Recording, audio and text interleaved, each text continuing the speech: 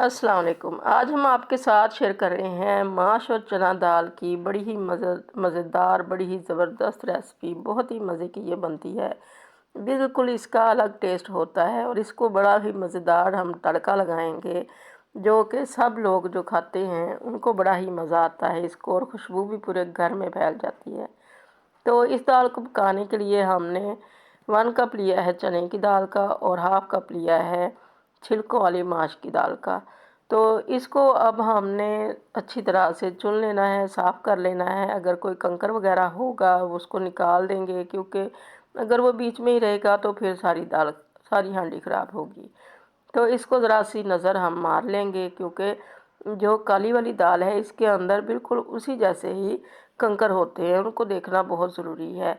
तो इसको साफ़ कर लिया है। अब इसको हम धो लेंगे, 3 से 4 बार इसको हम धोएंगे, क्योंकि इसके ऊपर बहुत ज़्यादा मिट्टी वगैरह लगी होती है, कंकर होते हैं, रेत होती है जो इस तरह से निकल जाती है। तो इसके ऊपर वो जो जो तैरती हैं चीज़ें उनको निकाल देंगे, और जो नीचे बैठी रहेगी वो हमारी अच्छी वाली दाल होगी। इसको हमने 3 से 4 बार धो लेना है अच्छी तरह मल मल के, और फिर इसको पकाने के लिए हमारे पास ये दाल रेडी है। फिर इसको हम प्रेशर कुकर में पकाएंगे तो ज़रा जल्दी हमारी दाल गल जाएगी, और अगर हांडी वगैरह में पतीली में पकाना चाहते हैं तो उसमें भी पक जाएगी, ज़रा सा टाइम ज़्यादा लगेगा।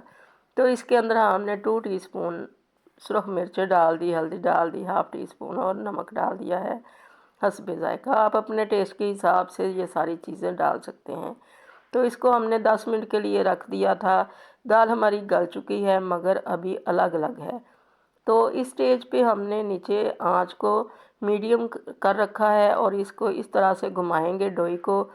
वुडन स्पून कोई भी ले लें, डोई है तो डोई ले लें, इससे इसका टेक्सचर बहुत ही अच्छा हो जाता है। बहुत अच्छी सी ये जब घुल जाएगी, सॉफ्ट तो ये हो चुकी है तो घुल भी जाएगी बड़ी जल्दी, पानी इसका अलग नहीं रहेगा।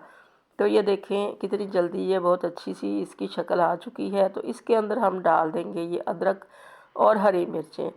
1 इंच का टुकड़ा हमने लिया था अदरक का, इसको पीस लिया, और हरी मिर्चें आप अपने टेस्ट के हिसाब से डालें, और इस स्टेज पे डालेंगे तो बहुत ही मज़े का इसका फ्लेवर आएगा।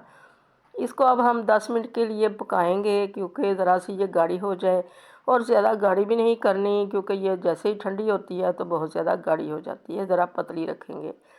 तो अब तड़का लगा लेते हैं। हाफ़ कप हमने लिया है ऑयल का, घी लेना चाहें तो घी ले लें। लहसुन लिया हमने एक पूरा ब्रंच, और इसको छील के काट लिया है। अगर आप चॉप करना चाहें या पीस के डालना चाहें तो वो आपकी अपनी चॉइस है।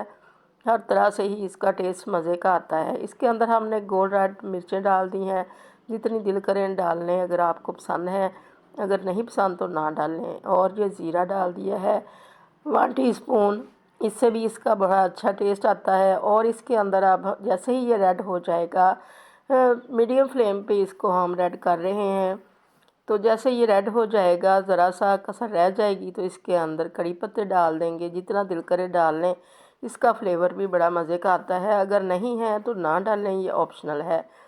तो ये बहुत ही मज़े का हमारा तड़का रेडी हो चुका है। रेड हो चुके हैं हमारे लहसुन जो हैं, तो लहसुन का टेस्ट इस दाल के अंदर बड़ा ही मज़े का आता है।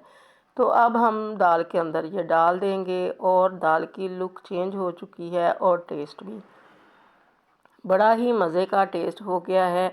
वॉइस ओवर करने के दौरान भी मेरे मुंह के अंदर पानी आ रहा है, इसको खाने के लिए दिल ललचा रहा है। इतनी ये मज़े की दाल बनती है, जो भी खाता है बहुत तारीफ़ करता है और रेसिपी पूछता है। ये दाल बड़ी मज़े की बनती है। तो ये अब रेडी हो चुकी है। इसके अंदर हमने डाल दिया है गरम मसाला, ये घर का पिसा हुआ हमारा जादुई मसाला है। इसकी रेसिपी हमारे चैनल पे मौजूद है, हर खाने के अंदर जान डाल देता है। तो धनिया आप अपने टेस्ट के हिसाब से, अपनी पसंद के हिसाब से डाल लें। हमने ढेर सारा डाल दिया है, ये बहुत अच्छा लगता है इसके अंदर। तो ये हमारी अब दाल रेडी हो चुकी है। इसको हम रात को वाइट राइस के साथ सर्व करते हैं, दोपहर को भी राइस के साथ ही खाते हैं। उबले हुए चावल इसके साथ बहुत अच्छे लगते हैं। और सुबह के वक्त जब हम रात को इसको फ्रिज में रख देते हैं, ठंडी हो जाती है, तो सुबह ठंडी दाल के अंदर ठंडा सा दही डाल लेते हैं थोड़ा सा, और उसको पराठे के साथ खाते हैं तो बहुत ज़्यादा मज़ा आता है।